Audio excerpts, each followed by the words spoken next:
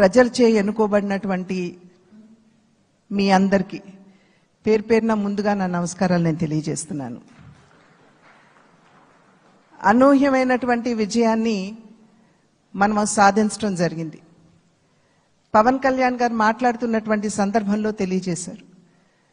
ఏ విధంగా ఢిల్లీలో మేము కూర్చున్నటువంటి సందర్భంలో ఆంధ్ర రాష్ట్రంలో జరిగినటువంటి ఎన్నిక జరిగిన తీరు మాత్రమే కాదు, 3 పార్టీల మధ్య ఏర్పడినటువంటి సమన్వయం ఒక రకంగా యావత్ భారతదేశానికి కూడా ఇది ఒక ఎగ్జాంపుల్గా నిలవాలి అని చెప్పి ఢిల్లీలో మాట్లాడుకున్నటువంటి మాట.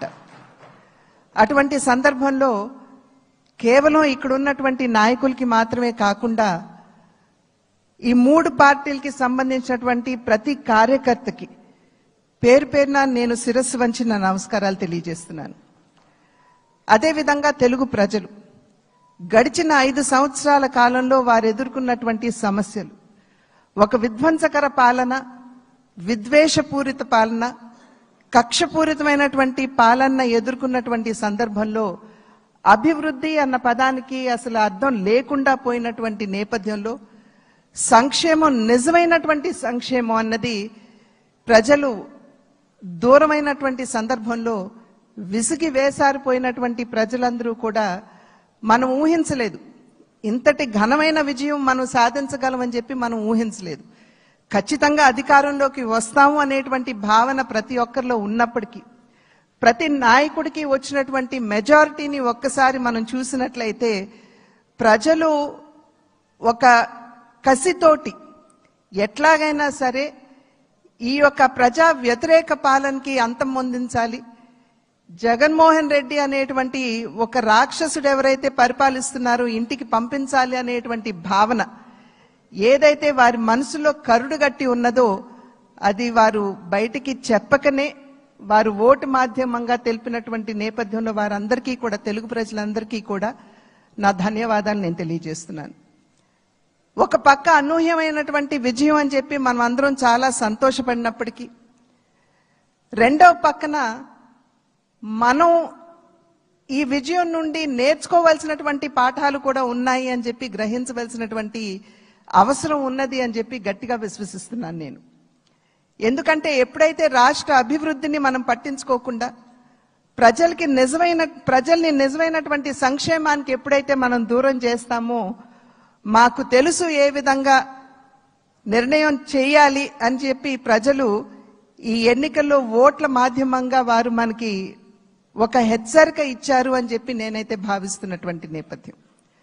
కనుక ఈ యొక్క అనూహ్యమైనటువంటి విజయాన్ని, ఈ పరిణామాన్ని మనం గెలిచాము, అధికారంలోకి వచ్చాము అనేటువంటి భావన కన్నా ప్రజాహిత పాలనని, సుపరిపాలనని ఏ విధంగా ప్రజలకు అందించాలి అనేటువంటి విషయం మీద ఖచ్చితంగా మనం అందరం కూడా దృష్టి కేంద్రీకరించవలసినటువంటి ఆవశ్యకత చాలా ఉంది. ఆ సందర్భంలో ఈ 3 పార్టీల యొక్క కలయిక, ఒక్కసారి 3 పార్టీల యొక్క ఆలోచన విధానాన్ని కనుక మనం తరిచి చూసినట్లయితే, భారతీయ జనతా పార్టీ ఆది నుండి కూడా, ఎప్పుడైతే భారతీయ జనతా పార్టీ ఏర్పడిందో ఆనాటి నుండి కూడా సబ్కే సాత్ సబ్కా వికాస్ అనేటువంటి ఒక సంకల్పంతో ముందుకు వెళ్తున్నటువంటి వైనం మనందరికీ తెలుసు. అదేవిధంగా నందమూరి తారక రామారావు గారు తెలుగుదేశం పార్టీని స్థాపిస్తున్నటువంటి సందర్భంలో సమాజమే దేవాలయం, పేదవాడే దేవుడు అనేటువంటి ఒక విశ్వాసంతో ప్రజల మధ్యకు వచ్చినటువంటి నేపథ్యం. అదేవిధంగా జనసేన ఆవిర్భావం చూసినా కూడా సమాజంలో ఎక్కడైనా సరే పేదవాడికి, సాధారణ పౌరుడికి గనక అన్యాయం జరిగినట్లయితే గళం విప్పి ప్రశ్నిస్తాము అంటూ ముందుకు వచ్చినటువంటి నేపథ్యం.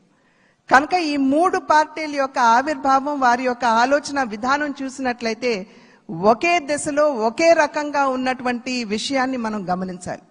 అంటే సమాజంలో ఉన్నటువంటి సాధారణ పౌరుడికి న్యాయం చేయాలి, పేదవాడికి నిజమైనటువంటి సంక్షేమాన్ని అందించాలి అనేటువంటి లక్ష్యం ఈ 3 పార్టీలకు ఉన్నటువంటి సందర్భంలో ఈ 3 పార్టీల యొక్క కలయిక నిజంగా ఒకంత ఆలస్యమైనా కూడా ఇది రాష్ట్రానికి చాలా అవసరమైనటువంటి కలయిక అని చెప్పి నేను భావిస్తున్నాను.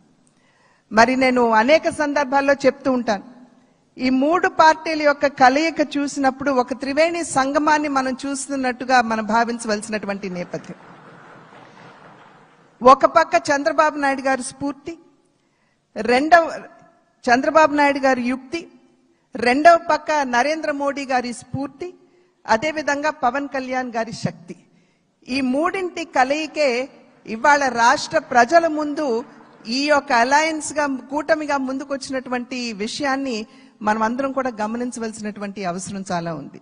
ఇందాక చెప్పినట్లుగా ప్రజా సంక్షేమ పాలనని, సుపరిపాలనని ఏ విధంగా ప్రజలకు అందించాలి అనేటువంటి విషయం మీద దృష్టి పెడుతూ కక్షపూరితంగా ముందుకు వెళ్లకుండా మనం కూడా మన కార్యకర్తలకి తెలియజేస్తూ వారిని కూడా ఒకంత శాంతింపపరుస్తూ, ఎందుకంటే గడిచిన 5 సంవత్సరాల కాలం వారు ఎదుర్కొన్నటువంటి సమస్యలు ఏదైతే ఉన్నాయో, ఇబ్బందులు ఏవైతే ఉన్నాయో వాటి నేపథ్యంలో ఒకంత అత్యుత్సాహం కావచ్చు ముందుకు వచ్చి మరి ఏ విధంగా మనం ముందుకు వెళ్ళాలి అనేటువంటి అంశం మీద దృష్టి సారిస్తున్నటువంటి సందర్భంలో మనం సంయమనాన్ని పాటించడం మాత్రమే కాకుండా మన కార్యకర్తలు కూడా మనం సంయమనాన్ని పాటించవలసినటువంటి ఆవశ్యకతని వారందరికీ తెలియజేయవలసినటువంటి బాధ్యత మన మీద ఉన్నది అని చెప్పి తెలియజేస్తూ, ఏదైతే ఇప్పుడు సోదరులు పవన్ కళ్యాణ్ గారు మరి ప్రతిపాదించారో చంద్రబాబు నాయుడు గారిని మన నాయకుడిగా